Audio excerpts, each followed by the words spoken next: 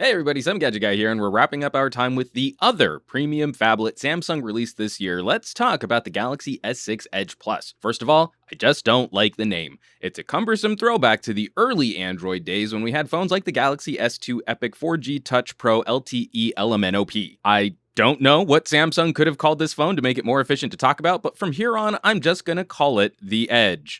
While the Note 5 complements the Galaxy S6, the Edge Plus is a direct evolution from the regular S6 Edge. The design is virtually identical to its smaller sibling, and the tech guts are almost exactly the same as the Note 5. In terms of design and name, Samsung certainly has Apple in their sights as their main large-screened phone competitor now, and there's no way I'm not going to get tongue-tied over a future comparison between the 6S Plus and the S6 Plus. Walking around the hardware, you just can't help but be impressed by the wrapping edges on this phone. I mentioned this in my Note review, as Samsung achieved a beautiful symmetry between these two phablets, with the glass on the edge curving on the front with a flat back, and the Note 5 is an almost perfect mirror image. Such a simple and pleasing attention to detail. The top of the front face holds a terrific 5-megapixel wide-angle shooter that can produce Quad HD video, and the bottom of the phone holds the traditional Samsung layout of hardware home button with Fingerprint Scanner flanked by capacitive back and multitasking buttons. A nice clicky power button will line up with your right thumb, and split volume rocker keys are easy to find by feel. The back of the phone is clean, featuring the 16-megapixel camera capable of shooting UHD video. We have the most comprehensive review of the performance from the shooter linked below this review. The larger sensor does produce a bit of a bulge, but it doesn't feel as severe as the camera bump on the regular S6. Right next to the camera, you'll find the LED flash and the heart rate monitor. The top of the phone is ultra lean. A pin tool pops open the SIM card door. Right by the SIM card door is the secondary mic for noise reduction and video. I joked about how the Note 5 didn't have the mic balanced by the pin tool hole, and it's even less balanced on the Edge. Come on, Samsung, throw my OCD a bone, will ya? The iPhone side of the phone, bottom of the phone, is as busy as the top is lean. Here we have the headphone jack, the main calling microphone, the micro USB port, and the bottom firing speaker. We have a separate speaker test video so you can hear the quality of the audio, and that's also linked below this review. For as gorgeous as this generation of Samsung phones are, I still can't claim to be any great fan of glass as the primary body material. The hand feel is more slippery, it's constantly covered in fingerprints, and I'm more worried about scratches over time. Much more than plastic or leather phones, I just feel I need to leave the house with a case on, while I genuinely prefer to use my phones naked. I still don't understand the idea of making such a beautiful device design that under daily use you'll want to keep it covered in a case. While using the phone day to day, like the Note, the Edge just reinforces that Samsung makes my absolute favorite screens. Their AMOLED tech is contrasty and colorful. While it might not be the most color accurate out of the box, it's genuinely pleasant to look at, and this generation cranks one of the highest outdoor brightness modes available on any device. Over the Note 4, we get better contrast or even more improved readability in direct sun, and it's noticeably brighter than my LG G4. UI performance is snappy and quick. I still disable Flipboard on my home screens as those types of services lag what should be the most fluid part of the Android UI. The phone moves you around efficiently, notification shade pulls smooth, app drawer leaps to attention. Only occasionally do I find a little jank when unlocking the phone, but it's radically improved over previous Samsungs we've reviewed in the past. Almost none of the performance missteps from the regular S6 are present here. There's more RAM to play with, a bigger battery, and the phone doesn't dump background apps out of memory nearly as aggressively. Pushing the phone through an app speedrun, it performs similarly to the Note 5, and the regular S6 required almost twice as much time to complete this very same test. In-app performance is fantastic. Graphics-intensive apps play like butter. The move from the LG G4 to the Note and Edge felt like moving from a modern gaming console to a premium gaming PC Master Race for life. There are still a few quirks. It really bothers me that the app drawer won't automatically alphabetize my apps, and I've been a broken record player over how much I dislike the settings layout, which I can't find any options for returning it to a single list view. Call quality has been excellent. Ear speaker performance is very good. Noise reduction mics seem to be doing their job. I'm getting fast data speeds around town on AT&T LTE, and recent network improvements have made my LTE connection more consistent. Over phones like the Note 4, we see an almost 10 decibel improvement to radio reception on average, and I've seen around a 4 decibel advantage over the LG G4. Battery life has been good, but performance has been a bit difficult for me to pin down. Standby times are terrific, and when this phone isn't being used, it barely sips any juice. Ditto single-use situations like our video streaming test, playing 30 minutes of HD video over Wi-Fi at medium brightness. It used up about 8% of its battery, which oddly was 1% higher than the Note 5. Running the tests several times, it would always come back using just a bit more juice than the Note. It's when you tax this hardware that the powerful processing guts and bright screens start taking bigger bites out of the battery. A single drive around LA for me will include Bluetooth audio, usually streaming music, a Bluetooth connection to my car computer for engine diagnostics, turn-by-turn navigation, maybe a call or two, and the whole time I'm getting notifications on multiple email accounts and social networks. Under that usage, it's difficult to see any significant advantage over phones like the G4, and it's been almost impossible for me to devise a consistent test to compare battery life under mixed usage situations like what I've just described. The Edge performs well, but I wish it had a larger battery to complement the larger screen. We saw that runtime advantage on the Galaxy S6 Active, which has a smaller screen and a larger battery. Of course, Samsung's compensation for including the smaller battery was to ramp up an incredible fast charging mode.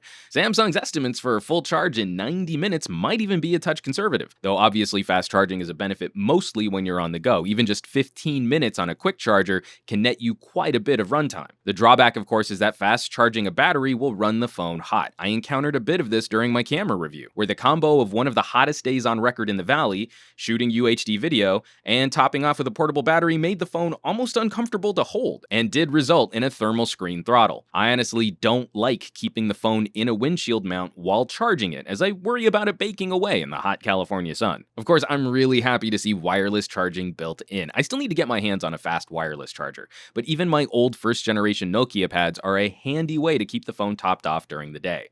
I'm also still waiting for Samsung Pay to activate my account. I held this review a little longer in hopes that I would be able to test this. I'll just have to revisit these phones in a separate video once I get a chance to play with it. We've got the improved fingerprint scanner, but the same ergonomic concerns I had with the Note 5. There's a little bit of a balancing act in reaching down to the bottom of such a large phone when unlocking one-handed. Ideally, we would just always use both hands to operate the Edge, but of course that's not always feasible. You just want to make sure that you train the phone how you would hold the phone, and in actual operation, Samsung's improvements here have almost caught Apple's implementation of Touch ID. Moving to the camera, it's very similar to the one found on the regular S6, and it's one of the best shooters you'll find bolted to the back of any smartphone.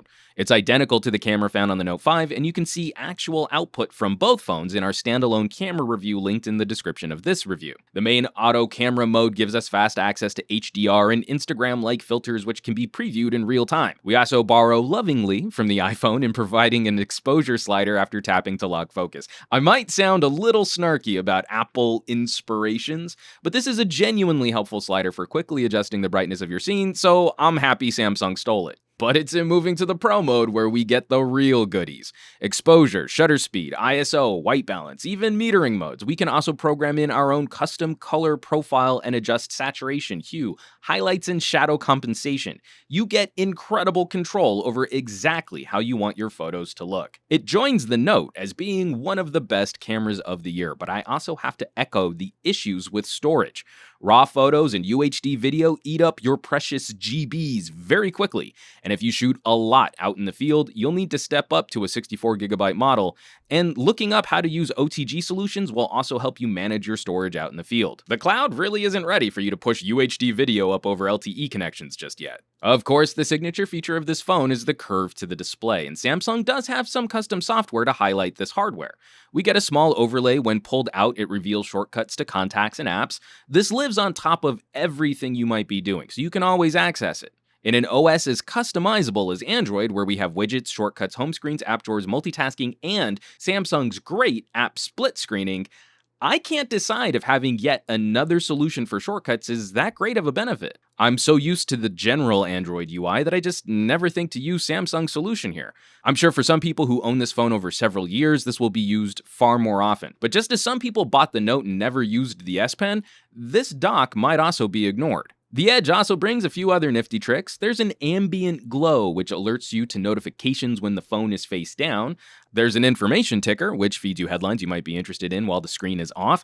I don't use that at all, but I do like the night clock, which turns your phone into a desk clock during times you can customize. Samsung is trying to justify the change in form, but there's just not a lot of added functionality here. It's a very pretty effect seeing the screen bend at the sides, though it did require a very short re-education.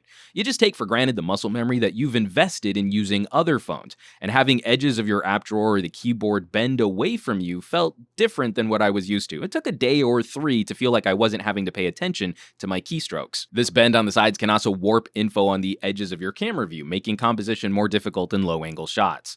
The way the screen curves and the sides angle also makes it a bit trickier to hold onto when compared to the Note, which has flat sides. I commented on this during the camera review that the pads of my fingers would sometimes encroach on the edges of the screen. Since the sides aren't flat, your fingers will mostly grip on this sharp seam where the glass and metal meet. I'm not sure that I like that hand feel with a phone this large, slippery, and expensive. Lastly, it should be explicitly stated that this Galaxy does not have the ability to expand storage via micro SD cards, and that Samsung has also removed the IR blaster to use this as a universal remote. Curiously, for both the Note and Edge, we're limited to 32 and 64GB models, and I haven't seen any word on Samsung's quote, power phablets moving up to 128GB anytime soon. So where's that leave us with the Galaxy S6 Edge Plus? This phone is cool. This phone is hip. This phone is stylish. It's a sexy beast and a high-performance red-line revving monster for folks into mobile gaming. If the Note is a productivity truck, the Edge is an Italian sports car. However, sexy style rarely represents the best value for money. At the time this video was shot, the Edge on AT&T was $75 more expensive than the Note 5, which shares almost exactly the same internal hardware and includes the S Pen. So you're paying over $800 for that sexy style. Staying in the Samsung stables, you can currently pick up a regular S6 with 128GB of internal storage and the universal remote IR blaster for $785. Sure, it'll have less RAM and shorter battery life, but you'll get 4 times the storage for $30 less. The Edge Plus is a sexy but curious beast. I think Samsung has an amazing track record of building out devices which target specific audiences, like the Active line. The Note nails productivity, but Samsung has struggled in the past in finding their fashion phone footing.